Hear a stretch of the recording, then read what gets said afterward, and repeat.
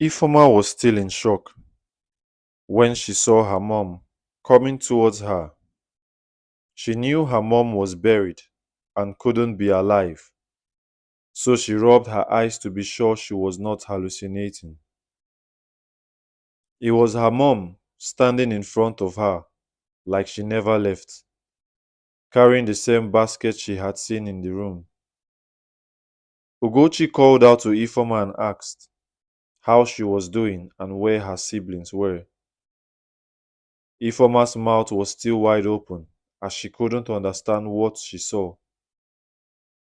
She thought reincarnation was impossible for one who had died. Ifeoma looked at the door of the house and looked back at her mom, making a gesture before she replied. "They are inside," she stuttered. Ugochi asked her to call them out from inside the room. The aroma from the basket was too appealing, such that Ifeoma couldn't resist the offer from her late mom. "I have something for them," Ugochi said.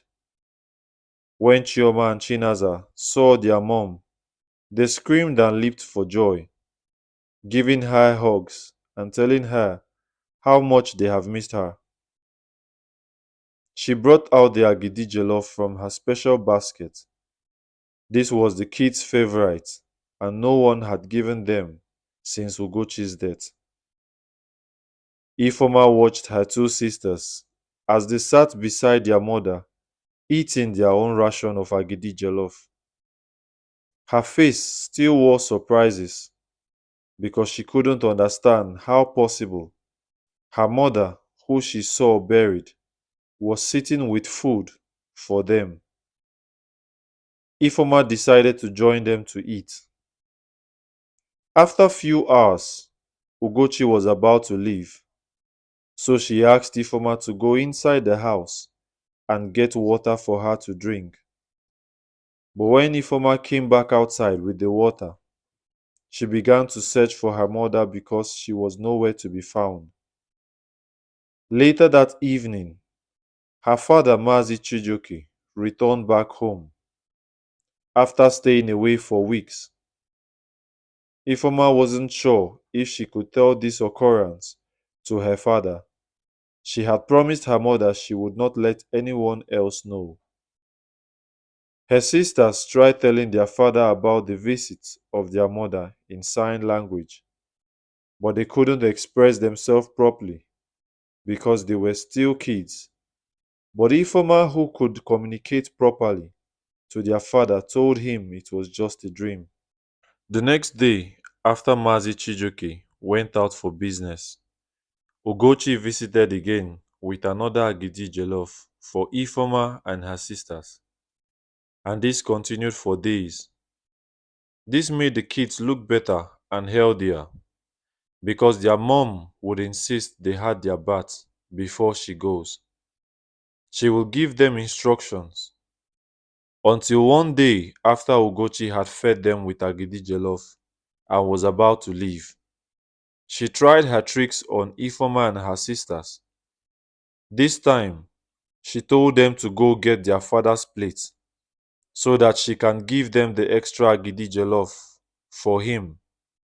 But Ifeoma refused to go and insisted that she must follow her because she knew Ugochi was about to vanish. This made Ugochi's ghost worried because she never wants anyone to see her.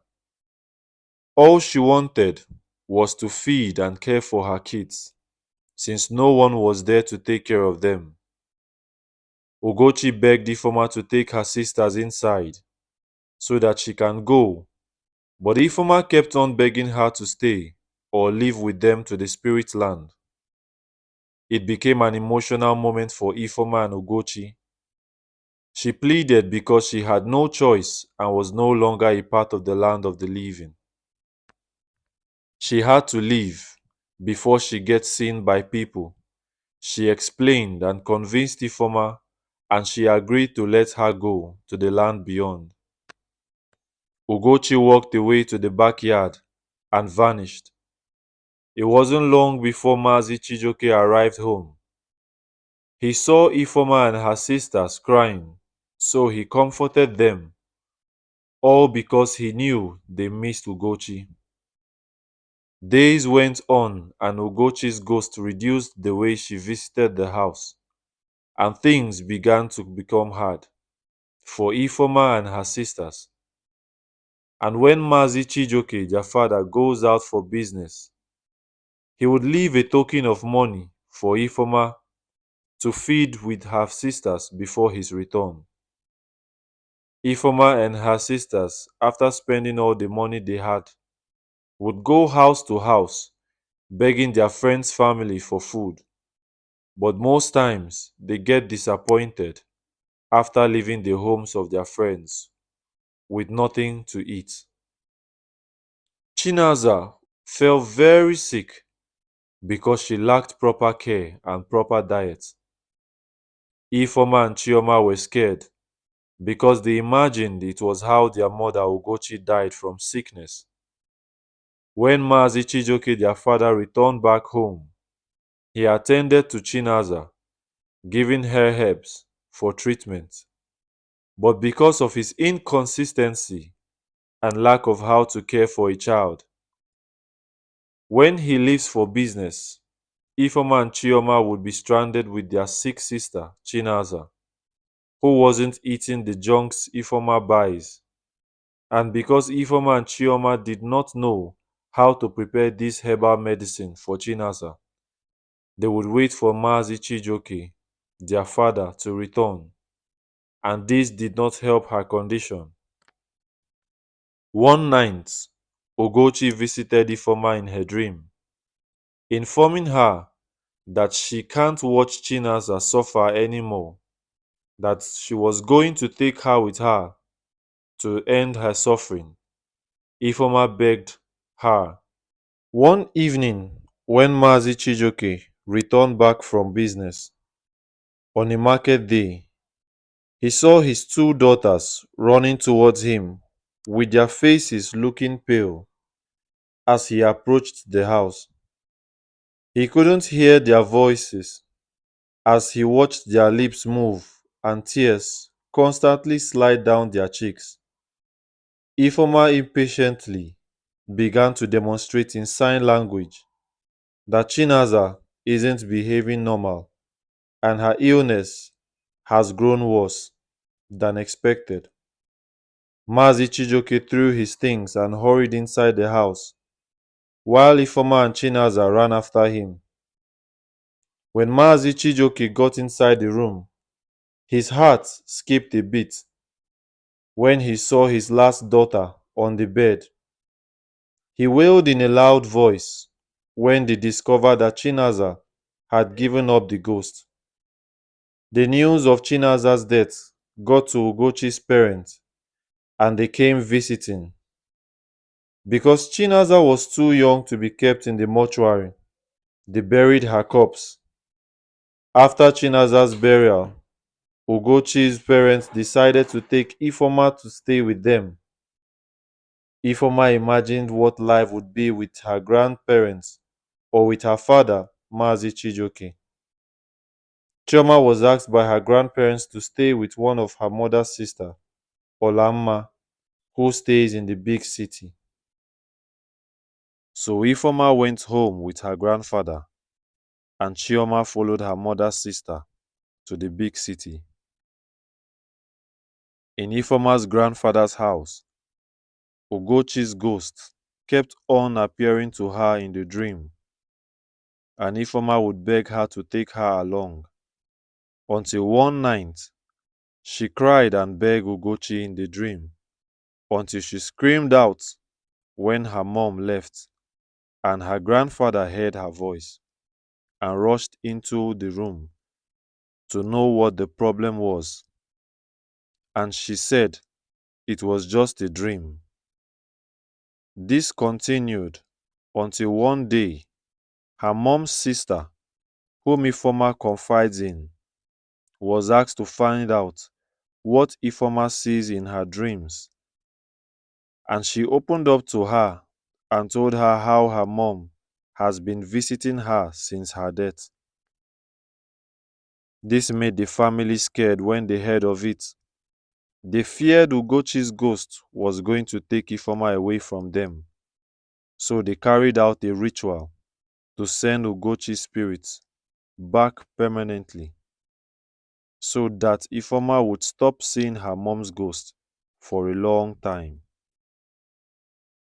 Years passed, and Ifeoma had become a beautiful woman, married to a young, handsome man, Osinachi. He loved Ifeoma so much that their love life was the talk amongst her friends. It didn't take long for Ifeoma to take in. The excitement for the unborn child made Osinachi do more than he should. One day, Ifeoma saw the ghost of her mother again on a hill in the dream, calling out to her, expressing her grievances of how she was cut off. Ifeoma was instructed by Ugochi in the dream to change the baby she had and take her instead.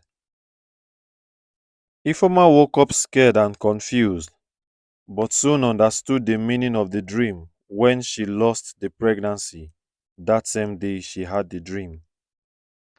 This kept her devastated for a long time. Her husband supported her, encouraging her never to be worried. As years went on, Ifeoma took in again this time.